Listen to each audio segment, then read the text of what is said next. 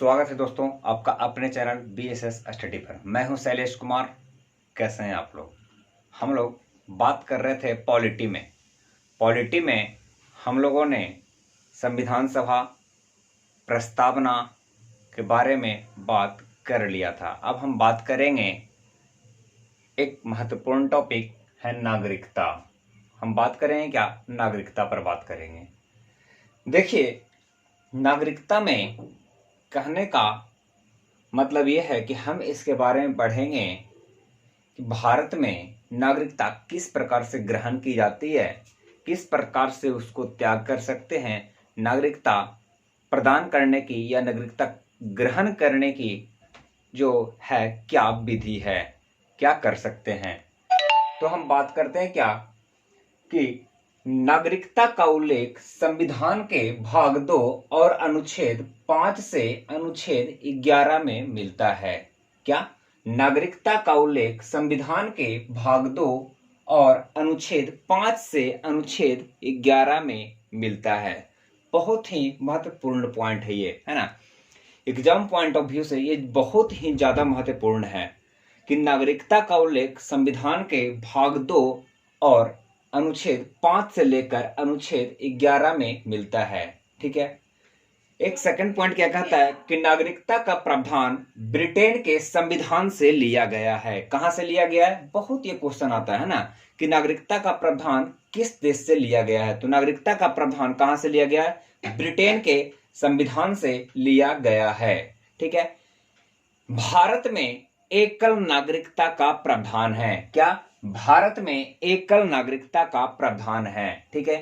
भारत में 26 नवंबर 1949 ईस्वी को ही भारत में नागरिकता लागू कर दी गई थी। क्या? भारत में 26 नवंबर 1949 ईस्वी को ही भारत में नागरिकता लागू कर दी गई थी। हम लोगों ने दोस्तों पढ़ा था संविधान सभा में कि भारत का संविधान आंशिक रूप से 26 नवंबर 1949 को लागू हुआ, जिसे हम आज भी विधि दिवस के रूप में मनाते हैं। ठीक है। और पूर्णतः कब लागू हुआ? 26 जनवरी 1950 को लागू हुआ। ठीक है। तो भारत में जो नागरिकता है वो कब लागू हुआ? तो 26 नवंबर 1949 ईस्वी को लागू हुआ था। ठीक है। उसके बाद जो बात करते हैं क्या कि भारतीय संविधान के क्वेश्चन आपसे ये पूछता है कि भारतीय संविधान के किस अनुच्छेद में नागरिकता की परिभाषा दी गई है। क्या पूछता है कि भारतीय संविधान के किस अनुच्छेद में नागरिकता की परिभाषा दी गई है। तो ध्यान रखिएगा दोस्तों, ये भारत के संविधान में किसी भी अनुच्छेद में नागरिकता की कोई भी परिभाषा नहीं दी गई है। ये बहुत ही ज्यादा इंपॉर्टेंट पॉइंट है, इसको ध्यान दीजिएगा कि भारतीय संविधान के किसी भी अनुच्छेद में नागरिकता की परिभाषा नहीं दी गई है। ठीक है। क्या? भारत के संविधान में कहीं पर भी किसी भी अनुच्छेद में नागरिकता की परिभाषा नहीं दी गई है। ठीक है। उसके बाद जो बात करते हैं क्या कि भारतीय नागरिकता अधिनियम जो था आपका 1955, क्या? भारतीय नागरिकता अधिनियम 1955, है ना। भारतीय नागरिकता अधिनियम 1955 था। तो क्वेश्चन आपसे ये पूछ सकता है कि बताइए कि भारतीय नागरिकता अधिनियम 1955 में कुल अभी तक कितनी बार संशोधन किया जा चुका है। तो कुल अभी तक 5 बार संशोधन किया जा चुका है। पहला संशोधन 86 में, 1986 में, दूसरा संशोधन 1992 ईस्वी में, तीसरा संशोधन 1993 ईस्वी में, पहला संशोधन 1996 में, दूसरा संशोधन 1992 में, तीसरा संशोधन 2003 में, चौथा संशोधन 2005 में और लास्ट संशोधन जो किया गया आपका 2015 में संशोधन किया गया है। तो भारतीय नागरिकता अधिनियम 1955 में कुल कितनी बार संशोधन किया जा चुका है? तो कुल कितनी बार संशोधन किया जा चुका है? 5 बार संशोधन किया जा चुका है। 86 में, 92 में, 2003 में, 2005 में और 2015 में। एक चीज और ध्यान रखिएगा कि भारत में प्रथम भाषा आयोग का जो गठन हुआ था आपका, ये भी 1955 में ही हुआ था। क्या? भारत में भाषा आयोग का गठन, क्या प्रथम भाषा आयोग का गठन, क्या भारत में प्रथम भाषा आयोग का गठन 1955 में किया गया था? क्या भारत में प्रथम बार भाषा आयोग का गठन कब किया गया था? 1955 में किया गया था। इसको नोट कर लीजिएगा कि भारत में भाषा आयोग का गठन कब किया गया? 1955 में। यहां पर हम लिख देते हैं भाषा आयोग का गठन, है ना, भाषा आयोग का गठन कब किया गया? 1955 में, है ना। तो भारतीय नागरिकता अधिनियम जो 1955 था उसमें कितनी बार संशोधन किया गया? 5 बार संशोधन किया गया, ठीक है। और भारत में प्रथम बार भाषा आयोग का गठन कब किया गया? 1955 में किया गया था। इतना बात ध्यान रखिएगा। आप चाहे तो इसको नोट भी कर सकते हैं, क्योंकि ये नोट करने वाली पॉइंट है ना, बहुत ज्यादा इंपॉर्टेंट पॉइंट है, इसको नोट करने वाली पॉइंट है। तो आप चाहे तो इसको नोट भी कर सकते हैं, अन्यथा आप याद रख सकते हैं, जैसी आपकी इच्छा, ठीक है। उसके बाद हम भाषा आयोग का गठन कब हुआ? 1955 में, ठीक है। भाषा आयोग का गठन कब हुआ? 1955 में, ठीक है ना। उसके बाद हम बात करते हैं क्या, देखिए भारत में क्या व्यक्ति रहते हैं, ठीक है, इसको ठीक से समझिएगा, देखिएगा, है ना। भारत में क्या व्यक्ति रहते हैं, ठीक है। व्यक्ति मतलब क्या? नागरिक रहते हैं, है ना। व्यक्ति मतलब क्या? नागरिक रहते हैं, ठीक है। इसको हम दो भाग में डिवाइड करते हैं, क्या? एक तो हो गया नागरिक जो भारत में रह रहा है ना। एक हो गया क्या? विदेशी नागरिक, है ना। एक हो गया क्या? नागरिक, और एक हो गया क्या? विदेशी नागरिक। इसको देखिए, समझिएगा इसको, है ना। एक व्यक्ति हो गया, है ना, भारत में व्यक्ति सब रह रहे हैं, दो प्रकार के लोग रह रहे हैं, एक नागरिक रह रहे हैं, एक नागरिक होंगे और एक विदेशी नागरिक होंगे, ठीक है। एक होंगे नागरिक और एक होंगे क्या? विदेशी नागरिक, ठीक है। ये जो विदेशी नागरिक होंगे, ये भी विदेशी नागरिक होंगे, वो कोई ना कोई दूसरे देश से आए होंगे, है ना। विदेशी जो नागरिक होंगे वो कोई ना कोई दूसरे देश से आए होंगे। तो हम इसको भी दो कैटेगरी में डिवाइड करते हैं, ठीक है। एक है विदेशी मित्र, विदेशी मित्र, ठीक है, इसको हम लिख देते हैं। एक है क्या? विदेशी मित्र, विदेशी मित्र, और एक है क्या? विदेशी शत्रु। एक है क्या? विदेशी शत्रु। एक है क्या? विदेशी मित्र, और एक है क्या? विदेशी शत्रु, ठीक है। तो ये जो विदेशी मित्र है, ये विदेशी मित्र हम किसको मानेंगे? वैसा देश जो कि हमारा मित्र देश है, वैसा देश जो कि क्या? हमारा मित्र देश है, वहां के नागरिक को हम क्या बोलेंगे? विदेशी मित्र बोलेंगे। जैसे कि कौन? श्रीलंका, है ना। श्रीलंका से हमारा कोई दुश्मनी फिलहाल नहीं है ना, तो उसको बोल सकते हैं हम विदेशी मित्र बोल सकते हैं। विदेशी शत्रु किसको बोलेंगे? आप भली भांति जानते होंगे किसको बोलेंगे। किसको बोलेंगे? पाकिस्तान को बोल दीजिए विदेशी शत्रु है वो हमारा, है ना, उसको बोल दीजिएगा कि वो विदेशी शत्रु है, ठीक है। तो ये जो विदेशी शत्रु है और ये विदेशी मित्र है, इसमें हम क्या पक्षपात करेंगे, है ना। इसको किस प्रकार हम, मतलब जैसे कि बात समझिए कि एक विदेशी मित्र भी रहने आया हमारे यहाँ और एक विदेशी शत्रु भी रह रहा है, एक पाकिस्तान का नागरिक रह रहा है और एक विदेशी जो है ना, विदेशी मित्र भी रह रहा है, एक श्रीलंका का नागरिक, मान लीजिए कि श्रीलंका का नागरिक रह रहा है, ठीक है। तो जो विदेशी शत्रु होगा, है ना, जो ये विदेशी शत्रु होगा, मतलब कि जो पाकिस्तान से आया हुआ लोग जो होगा, उसको निवारक नजरबंदी कानून के तहत गिरफ्तार किया जा सकता है। क्या?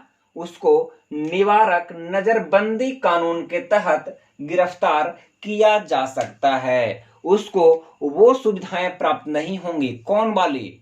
वो वाला जो कि बोलते क्या कि 24 घंटा के सामने, 24 घंटा के अंदर उसको मजिस्ट्रेट के सामने, अगर गिरफ्तार किए गए व्यक्ति को 24 घंटा के अंदर मजिस्ट्रेट के सामने प्रस्तुत करना होगा। ये विदेशी शत्रु के लिए जरूरी नहीं है, ठीक है।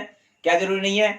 24 घंटा के अंदर किसी मजिस्ट्रेट के सामने पेश करने का जो अधिकार है, जो मौलिक अधिकार है, वो ये विदेशी शत्रु को प्राप्त नहीं होंगे। और क्या नहीं होगा? गिरफ्तार करने का कारण बताना एक है ना कि मौलिक अधिकार, गिरफ्तार करने वाले जो अधिकारी हैं उनको, गिरफ्तार करने वाले व्यक्ति को कारण बताना होगा। तो ये इसके लिए भी जरूरी नहीं है, कोई जरूरी नहीं है कि अगर पाकिस्तान के आदमी को गिरफ्तार हम कर रहे हैं तो उसको हम कारण बताएं कि हाँ जी आपको किस कारण से गिरफ्तार किया जा रहा है, या उसके लिए कोई जरूरी नहीं है कि उसको 24 घंटा के अंदर में मजिस्ट्रेट के सामने उसको पेश करना होगा। मतलब कि हम सिंपल सा वर्ड कह सकते हैं क्या कि उसको 22 का एक क्या अनुच्छेद है कि उसको अनुच्छेद 22 का 1 और 22 का 2 उसको प्राप्त नहीं होगा। क्या? 22 का 1 और 22 का 2 उसको प्राप्त नहीं होगा। ठीक है, उसको 22 का 1 और 22 का 2 जो अनुच्छेद में है आपका, जो मौलिक अधिकार है कि किसी मजिस्ट्रेट के सामने 24 घंटा के अंदर प्रस्तुत करने वाला जो प्रावधान है वो उस पर लागू नहीं होगा। गिरफ्तार करने का कारण बताने वाला जो प्रावधान है वो भी उस पर लागू नहीं होगा। ये विदेशी मित्र जो है उसके साथ ये लागू होगा, उसको ये सुविधा, उसको ये सर्विस मिलेगी। लेकिन उसको जो विदेशी शत्रु है हमारा, जो पाकिस्तान का नागरिक है ना, या बोले तो और कोई ऐसा देश जिसको कि भारत अपना विदेशी शत्रु मानता हो, वहां के नागरिक को ऐसी कोई भी सुविधा प्राप्त नहीं होगी कि 24 घंटा के अंदर 24 घंटा के अंदर आपको मजिस्ट्रेट के सामने प्रस्तुत करना है और गिरफ्तार करने का कारण बताना होगा। ठीक है, बोलिएगा कि ये तो विदेशी नागरिक के बारे में बात की कि विदेशी मित्र को यह प्राप्त होगा और विदेशी शत्रु को यह प्राप्त नहीं होगा। तो भाई भारत का जो नागरिक है उसको क्या क्या प्राप्त होगा? तो भारत को सिविल और राजनीतिक दोनों प्रकार के अधिकार प्राप्त होंगे, है ना। क्या? भारत के जो नागरिक होंगे उसको सिविल और राजनीतिक दोनों प्रकार के अधिकार होंगे।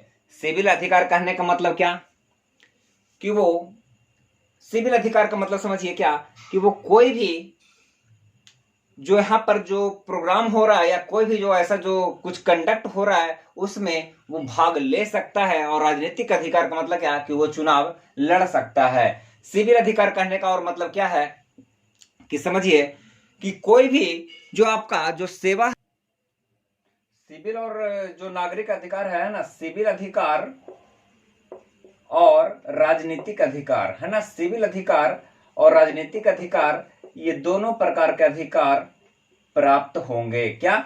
ये दोनों प्रकार के अधिकार प्राप्त होंगे किसको? भारतीय नागरिक को। ठीक है, तो आप बोलिएगा कि क्या ये जो निवारक नजरबंदी कानून के तहत जो गिरफ्तार करने वाला है क्या इस पर भी लागू होता है क्या? तो अवश्य लागू होता है।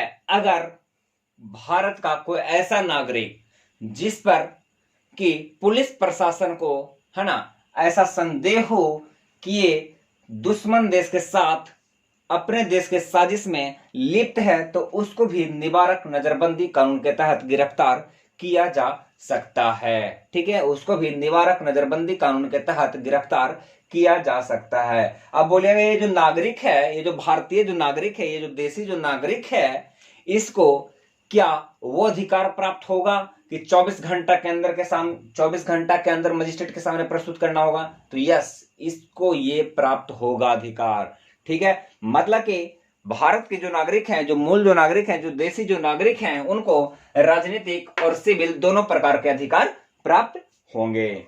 ठीक है, उसको राजनीतिक और सिविल दोनों प्रकार के अधिकार प्राप्त होंगे।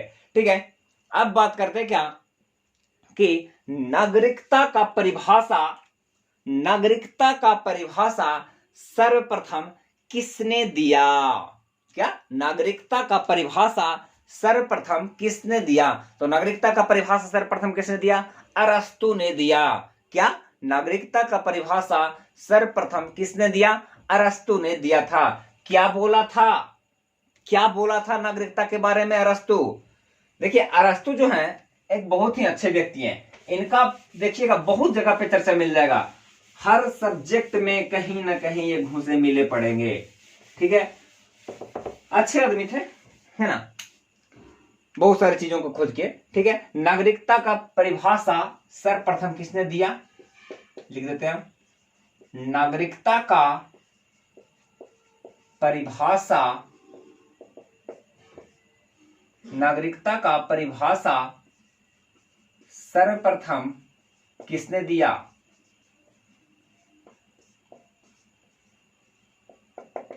अरस्तु ने। किसने दिया, अरस्तु ने दिया, है ना। क्वेश्चन आपसे ये बनेगा कि नागरिकता का परिभाषा सर्वप्रथम किसने दिया, तो अरस्तु ने दिया। ठीक है, क्या बोलता है ये नागरिकता के बारे में समझिए। ये बोलता है कि नागरिक वह है जो विधायिका, क्या, नागरिक वह है जो विधायिका, कार्यपालिका,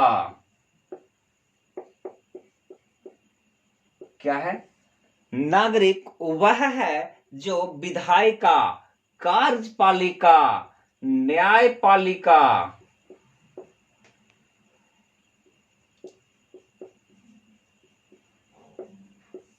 नागरिक वह है जो विधायिका, कार्यपालिका, न्यायपालिका, प्रशासन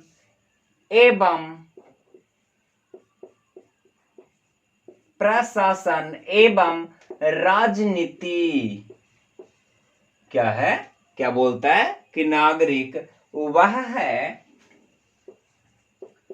नागरिक वह है, नागरिक वह है जो विधायिका, कार्यपालिका, न्यायपालिका, प्रशासन एवं राजनीति आदि में भाग लेता है। क्या, नागरिक वह है जो विधायिका, कार्यपालिका, न्यायपालिका, प्रशासन एवं राजनीति आदि में जो सक्रिय रूप से भाग लेता है, एवं राजनीति आदि में जो सक्रिय रूप से भाग लेता है, उसे हम क्या कहेंगे, उसे हम क्या कहेंगे, नागरिक कहेंगे। क्या है, नागरिक वह है जो विधायिका, कार्यपालिका, न्यायपालिका, प्रशासन एवं राजनीति में सक्रिय रूप से भाग लेता है, एवं राजनीति में सक्रिय रूप से भाग लेता है, सक्रिय रूप से भाग लेता है, उसे सक्रिय रूप से भाग लेता है, उसे हम नागरिक कहेंगे, उसे हम नागरिक कहेंगे। हैंडराइटिंग थोड़ा सा खराब है ना, थोड़ा सा मैनेज कीजिएगा, हम बोल देते हैं। ठीक है, नागरिक वह है जो विधायिका, कार्यपालिका, न्यायपालिका, प्रशासन एवं राजनीति आदि में सक्रिय रूप से भाग लेता हो, उसे हम क्या कहेंगे, नागरिक कहेंगे। ठीक है, फिर समझिए क्या कहता है अरस्तु। क्या क्वेश्चन सबसे पहले ये बनता है कि नागरिकता का परिभाषा सर्वप्रथम किसने दिया, तो नागरिकता का सर्वप्रथम परिभाषा किसने दिया, अरस्तु ने दिया। क्या बोला नागरिक के बारे में भाई, क्या होता है नागरिक, कि नागरिक वह है जो विधायिका, कार्यपालिका, न्यायपालिका, प्रशासन एवं राजनीति आदि में सक्रिय रूप से भाग लेता हो, उसे हम क्या कहेंगे, उसे हम क्या कहेंगे, नागरिक कहेंगे। अब बात आता है क्या कि अरस्तु था कहां का भाई, तो अरस्तु कहां का था, अरस्तु यूनान का था। यूनान जिसको क्या था हम ग्रीस के नाम से जानते हैं, है ना, जिसको क्या था हम ग्रीस के नाम से, तो उसकी राजधानी कहां है, एथेंस, उसकी राजधानी कहां है, एथेंस। ठीक है, क्या बोला कि नागरिक वह है जो विधायिका, कार्यपालिका, न्यायपालिका, प्रशासन एवं राजनीति में सक्रिय रूप से भाग लेता हो, उसे हम क्या कहेंगे, उसे हम नागरिक कहेंगे। अरस्तु ने बोला था, तो अरस्तु कहां का था, अरस्तु कहां का था, अरस्तु यूनान का रहने वाला था। ठीक है, अरस्तु कहाँ का रहने वाला था? अरस्तु यूनान का रहने वाला था। देखिए इसको मिटा रहे हैं, है ना। आप चाहे तो आप रोक सकते हैं, इसको वीडियो को पॉज करके लिख लीजिए, है ना। अरस्तु कहाँ का रहने वाला था? अरस्तु यूनान का रहने वाला था। चलिए देखिए क्या कहता है यूनान के बारे में, क्या था यूनान के बारे में, थोड़ा सा एक झलक देखते हैं यूनान का। ठीक है, हाँ ठीक है। यूनान में, है ना, क्या है कि यूनान में मुख्यतः 4 प्रकार के लोग रहते थे। यूनान में मुख्यतः 4 प्रकार के लोग रहते थे। क्या? यूनान में मुख्यतः 4 प्रकार के लोग रहते थे। देखिए, पहला नागरिक। पहला कौन रहता था? नागरिक। ठीक है। दूसरा कौन रहता था? पहला नागरिक। दूसरा कौन? विदेशी नागरिक। विदेशी नागरिक। ठीक है। तीसरा कौन रहता था? स्त्री। चौथा कौन रहता था? दास। चलिए, विदेशी नागरिक उसको कह रहे हैं जो कि सिर्फ, अच्छा नहीं उसको नहीं, है ना। देखिए पहले सर प्रथम समझिए, यूनान में मुख्यतः 4 प्रकार के लोग रहते थे। कौन कौन? नागरिक, विदेशी नागरिक, स्त्री, दास। ठीक है। आप बोलिएगा क्या कि सर ये तो समझे कि एक नागरिक थे, यहां तक सही है। विदेशी नागरिक बोले, ये भी सही है। ये जो आपने 2 चीज लिखा है, स्त्री और दास, क्या ये दोनों नागरिक नहीं है? तो उस समय, अरस्तु के समय, वहां पर स्त्री और दास को नागरिक नहीं माना जाता था। क्या? स्त्री और दास को नागरिक नहीं माना जाता था। समझिए क्यों नहीं माना जाता था, है ना। अभी अरस्तु ने क्या बताया कि नागरिक का परिभाषा क्या दिया कि नागरिक वह है जो विधायिका, कार्यपालिका, न्यायपालिका, राजनीति आदि में सक्रिय रूप से भाग ले, उसको क्या बोलेंगे? हम नागरिक बोलेंगे। ठीक है। ये तो हो गया नागरिक। ये हो गया क्या? विदेशी नागरिक। तो बात समझिए, ये जो विदेशी नागरिक था, ये क्या करता था? सिर्फ सामाजिक कार्य, है ना। क्या? ये एक नागरिक था, एक विदेशी नागरिक, स्त्री और एक दास, है ना। सिर्फ सामाजिक क्षेत्र में भाग लेता था, है ना। क्या? सिर्फ सामाजिक क्षेत्र में भाग लेता था, है ना। क्या? सिर्फ सामाजिक क्षेत्र में भाग लेता था। एक था नागरिक, एक था विदेशी नागरिक, एक था स्त्री और एक था दास। यहां पर जो था, यहां पे 4 प्रकार के लोग रहते थे। कहां पे? यूनान में मुख्यतः 4 प्रकार के लोग रहते थे। उसको कैसे कैसे बांटा, कैसे कैसे डिवाइड किया? एक रहता था नागरिक, एक रहता था विदेशी नागरिक, एक रहती थी स्त्री और एक दास, है ना। ये नागरिक था क्या? सभी चीज में सक्रिय रूप से भाग लेता था। विदेशी नागरिक क्या? सिर्फ सामाजिक क्षेत्र में भाग ले सकता था, है ना। स्त्री और दास, ऐसा माना जाता था कि, माना क्या जाता था कि उस समय का यह प्रचलन था कि स्त्री को किसी भी क्षेत्र में भाग नहीं लेने देता था। इस कारण से इसको क्या, नागरिक की कैटेगरी में नहीं रखा था। उस समय की बात है, बहुत पुराने जमाने की बात है, बहुत ट्रेंड बदल चुका। ठीक है। आज स्त्रियां हर जगह, हर चीज में पुरुषों से आगे निकल रही है। ठीक है। ये कोई मानने वाली बात है ना। मानिए आप लोग, है ना। हम भी मानते हैं, आप भी मानिए। ठीक है। एक होता था दास। दास उसको कहते हैं, दास का मतलब क्या? गुलाम। दास का मतलब क्या? दास का मतलब होता है गुलाम।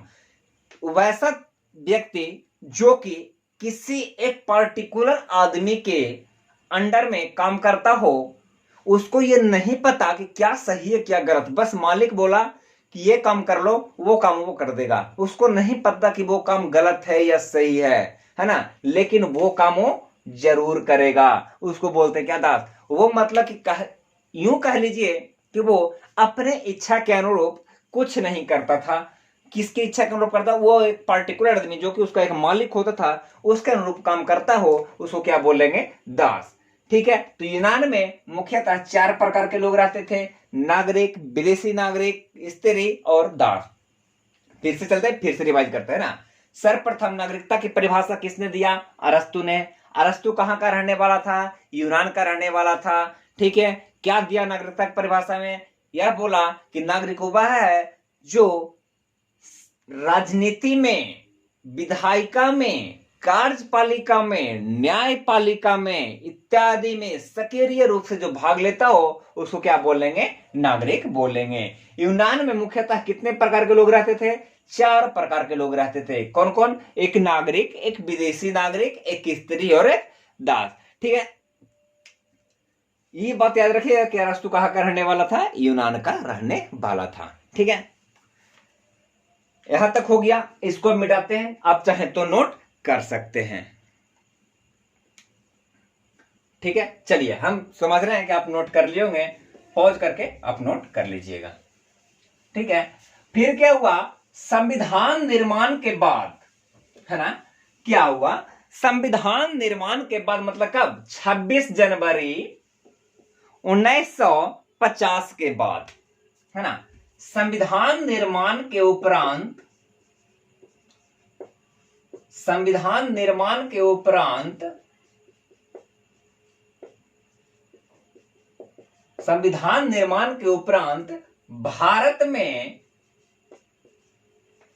संविधान निर्माण के उपरांत मतलब 26 जनवरी 1950, है ना, संविधान निर्माण के उपरांत भारत में कितने, मुख्यतः 4 श्रेणियों के लोग भारत में रहते थे, है ना। संविधान निर्माण के उपरांत 26 जनवरी 1950 के उपरांत, इसको ऐसे लिखिए ना, संविधान निर्माण 26 जनवरी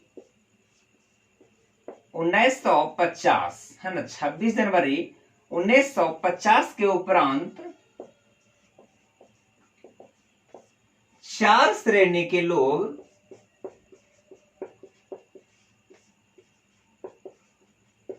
भारत के नागरिक बने। 4 श्रेणी के लोग भारत के नागरिक बने, है ना। क्या, संविधान निर्माण के उपरांत 4 श्रेणी के लोग भारत के नागरिक बने। पहला श्रेणी कौन सा था, वैसा व्यक्ति जो कि भारत का मूल निवासी हो। क्या, वह व्यक्ति जो भारत का मूल निवासी हो, है ना। दूसरा कौन बना, वह व्यक्ति जो कि पाकिस्तान से स्थानांतरित हुआ हो, मतलब पाकिस्तान से आया हो, कह सकते हैं पाकिस्तान से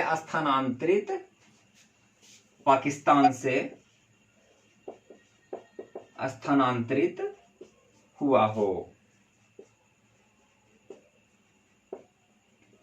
है ना, वह व्यक्ति जो कि पाकिस्तान से स्थानांतरित हुआ हो।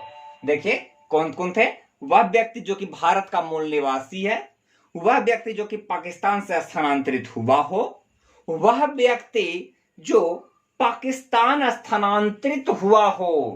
क्या, वह व्यक्ति जो पाकिस्तान स्थानांतरित हुआ हो,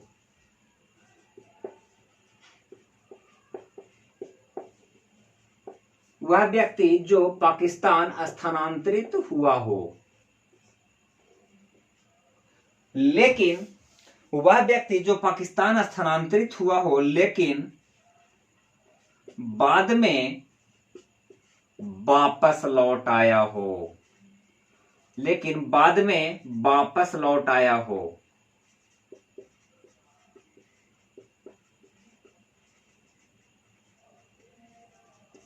है ना।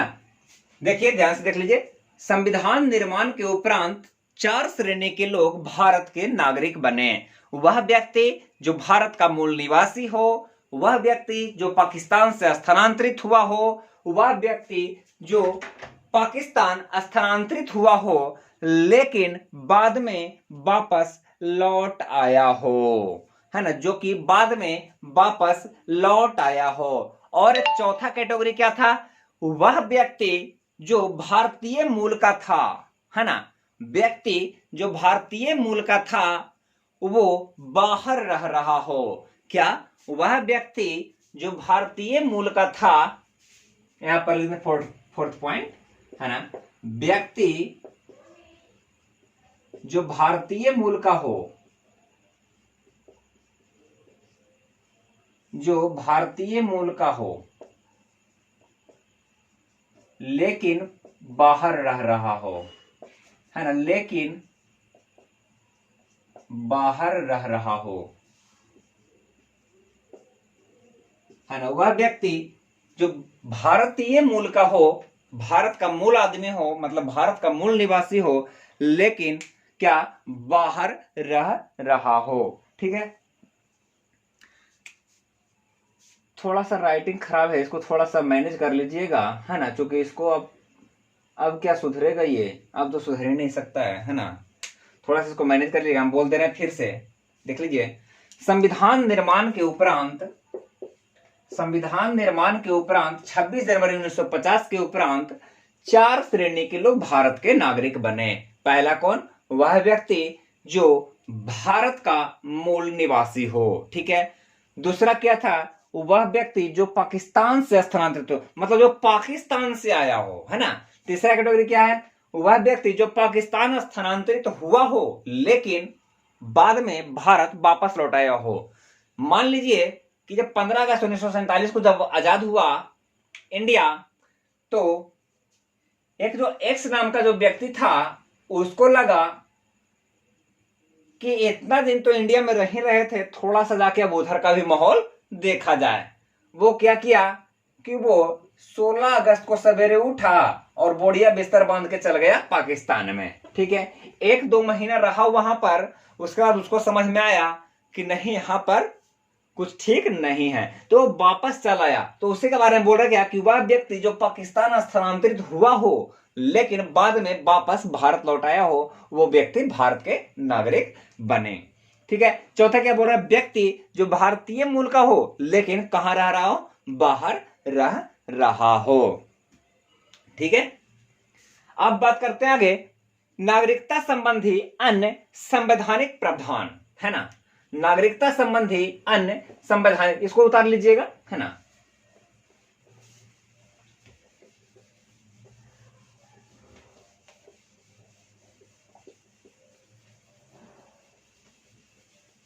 नागरिकता संबंधी हेडिंग डाल लीजिए, लिखना है ना। नागरिकता संबंधी अन्य संवैधानिक प्रावधान। नागरिकता संबंधी अन्य संवैधानिक प्रावधान इस प्रकार हैं, है ना। नागरिकता संबंधी अन्य संवैधानिक प्रावधान इस प्रकार हैं। क्या बोलता है? वह व्यक्ति भारत का नागरिक नहीं होगा। क्या? ध्यान सुनिएगा, वह व्यक्ति भारत का नागरिक नहीं होगा या नागरिक नहीं माना जाएगा जो स्वेच्छा से किसी अन्य देश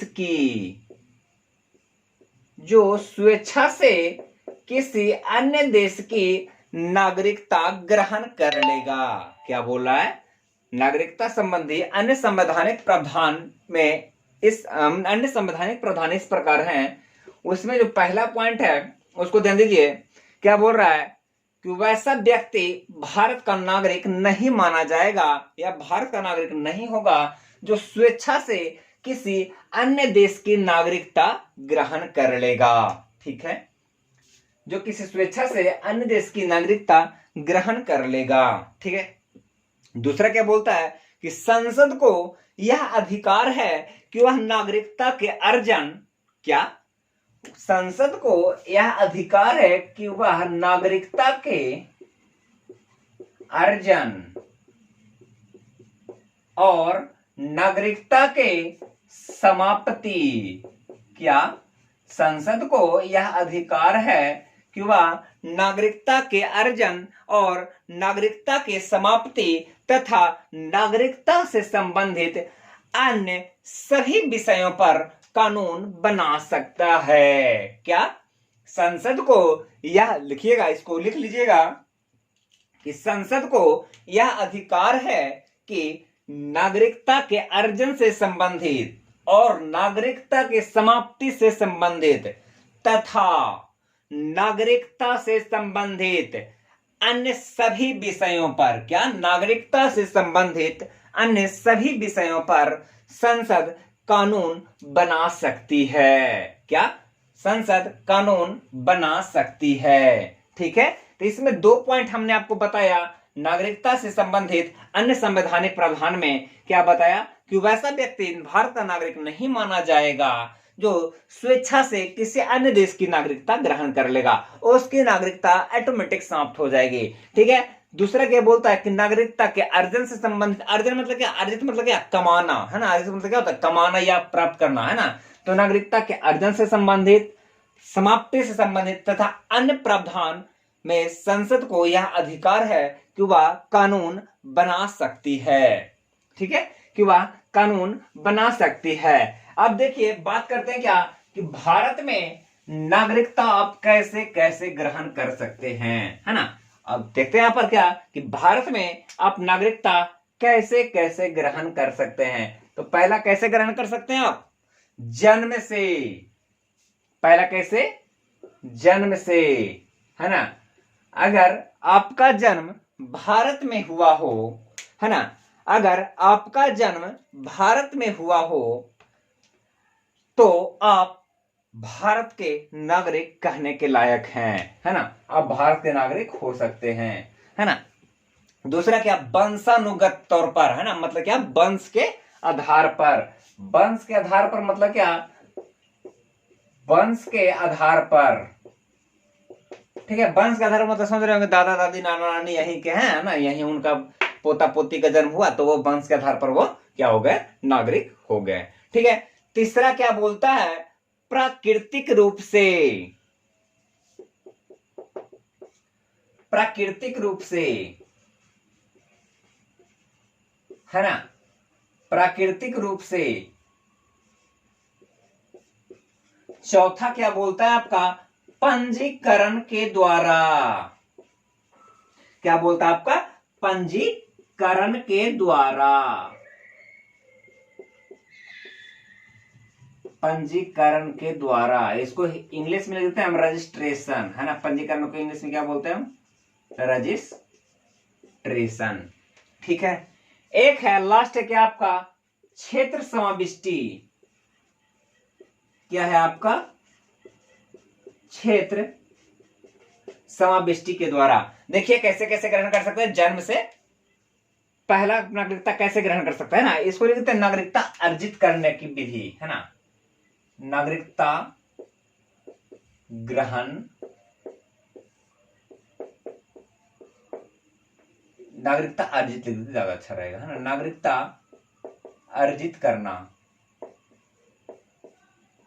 करने के, है ना। नागरिकता अर्जित करने कैसे कैसे कर सकते हैं, जन्म से कर सकते हैं, वंश के आधार पर हो सकता है, प्राकृतिक रूप से हो सकता है, पंजीकरण के द्वारा हो सकता है और क्षेत्र समाविष्टि के द्वारा हो सकता है। क्षेत्र समाविष्टि का मतलब क्या हो गया, जैसे कि मान लीजिए कि भारत है, अगर भारत नेपाल का कोई प्रांत, है ना, नेपाल का कोई डिस्ट्रिक्ट, नेपाल का कोई स्टेट अगर भारत अपने कब्जे में ले लेता है तो वहां रह रहे प्रत्येक नागरिक ऑटोमेटिक भारत के नागरिक माने जाएंगे। ठीक है, वहां रह रहे प्रत्येक नागरिक भारत के नागरिक माना जाएंगे।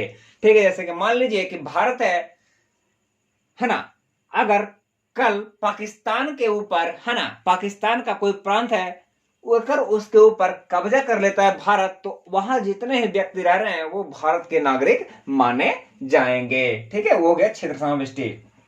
पंजीकरण मतलब क्या, रजिस्ट्रेशन, है ना। आप लेना चाहते हैं भारत की नागरिकता, आप रजिस्ट्रेशन करवाइए, है ना, आप रजिस्ट्रेशन करवाइए, आपको भारत की नागरिकता मिलेगी। उसे क्या बोलते हैं, पंजीकरण के द्वारा।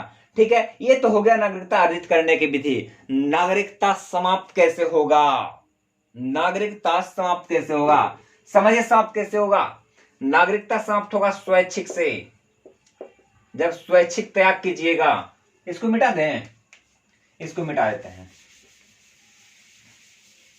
है ना। स्वैच्छिक त्याग से आपका नागरिकता समाप्त हो जाएगा। मान लीजिए कि आप एक व्यक्ति हैं, अगर आपको इच्छा नहीं है कि हम भारत के नागरिक रहें, है ना, तो आप क्या कर सकते हैं, आप नागरिकता त्याग सकते हैं, है ना। अपने इच्छा से अगर आप त्याग कीजिएगा तो उसको नागरिकता समाप्त माना जाएगा, है ना। स्वैच्छिक त्याग से लिख देते हैं यहां पर,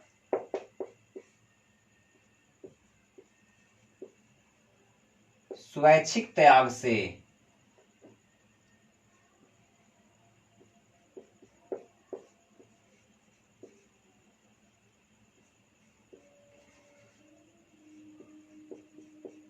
स्वैच्छिक त्याग से क्या, स्वैच्छिक त्याग से एक तो आप बताएं, है ना। एक क्या है, अगर आपको बर्खास्त कर दिया जाए, है ना, बर्खास्तगी के द्वारा अगर आपकी नागरिकता बर्खास्त कर दी जाती है, तब बर्खास्तगी के द्वारा, है ना। पहला एक हो गया स्वैच्छिक त्याग, दूसरा हो गया बर्खास्तगी के द्वारा, तीसरा हो गया क्या, वंचित करने के द्वारा,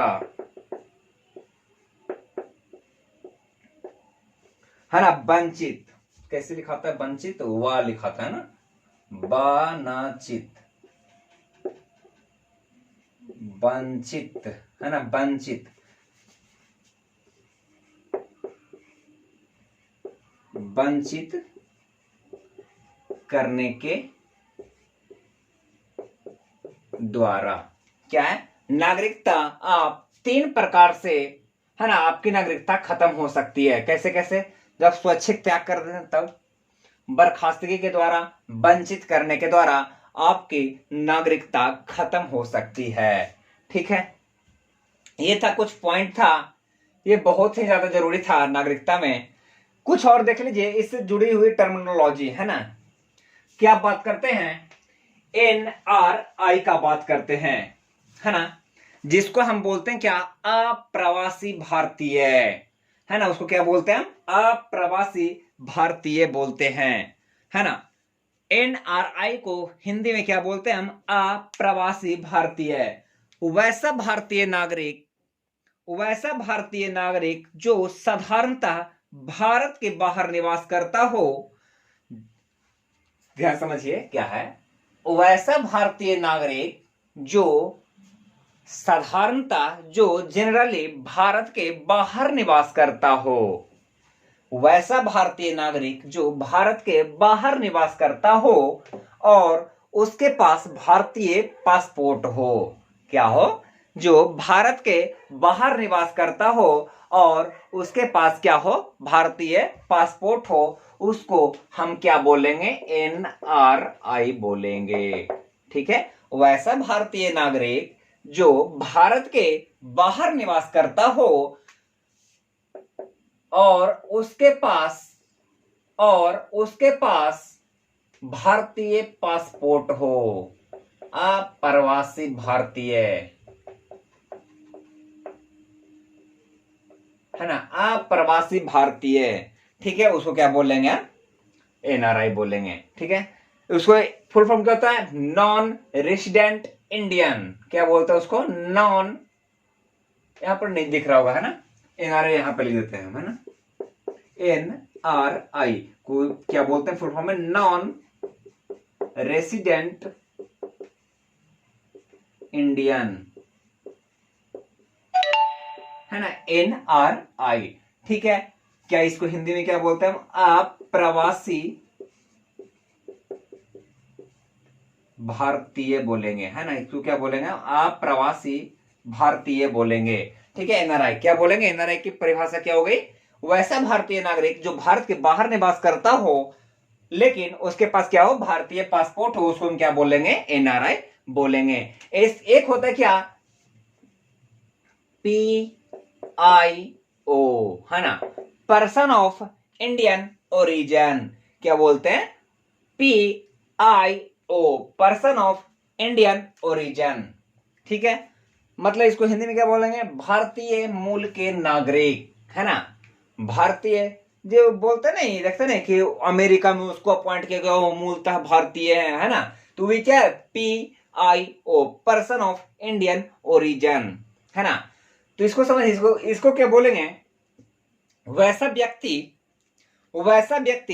जिसका कोई पूर्वज, वैसा व्यक्ति जिसका कोई पूर्वज भारतीय नागरिक था, है ना, वैसा व्यक्ति जिसका कोई पूर्वज भारतीय नागरिक हो और उसने अभी वर्तमान में किसी अन्य देश की नागरिकता धारण की हुई है। क्या है, समझिए फिर से इसको, वैसा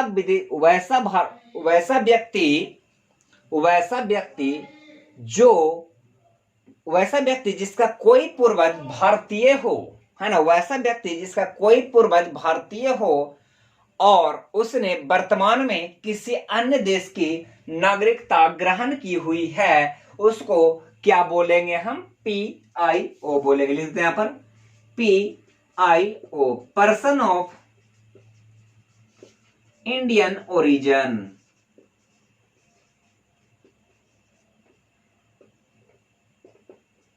है ना, पर्सन ऑफ इंडियन ओरिजिन, इसको क्या बोलेंगे, भारतीय मूल के, भारतीय मूल के, है ना, पर्सन ऑफ इंडियन ओरिजिन। क्या हो गया पर्सन ऑफ इंडियन ओरिजिन का परिभाषा, समझिए, वैसा व्यक्ति जिसका कोई पूर्वज भारतीय हो और वो अभी वर्तमान में किसी अन्य देश की नागरिकता ग्रहण की हुई हो, उसको क्या बोलेंगे हम, पर्सन ऑफ इंडियन ओरिजिन बोलेंगे, है ना। क्या बोलेंगे उसको, पर्सन ऑफ इंडियन ओरिजिन बोलेंगे, मतलब भारतीय मूल के नागरिक बोलेंगे। ठीक है दोस्तों, तो आज हमने बात किया नागरिकता के बारे में। ठीक है, आज हमने बात किया नागरिकता के बारे में। बस यहीं तक ये हमारा टॉपिक कंप्लीट होता है। मैं आपसे यह रिक्वेस्ट करूंगा कि आप इसको समझने के साथ साथ नोट भी करते चलें, एक नोट्स बनाते हुए चलें, आपको बहुत ही ज्यादा हेल्पफुल होगा। जब कभी आप भूलेंगे तो आपको जब हाथ से नोट्स बनाया हुआ रहेगा तब आप कभी भी कॉपी खोलकर देख सकते हैं, आपको तुरंत याद आ जाएगा। ठीक है दोस्तों, एक बात और, अगर वीडियो अच्छा लगे तो लाइक, शेयर और सब्सक्राइब जरूर कर दीजिएगा, है ना। यही हमारी मेहनत है, यही हमारी पूंजी है। आपका एक लाइक और सब्सक्राइब और शेयर हमारा मनोबल बढ़ाता है। ठीक है, okay, take care, bye bye, good bye.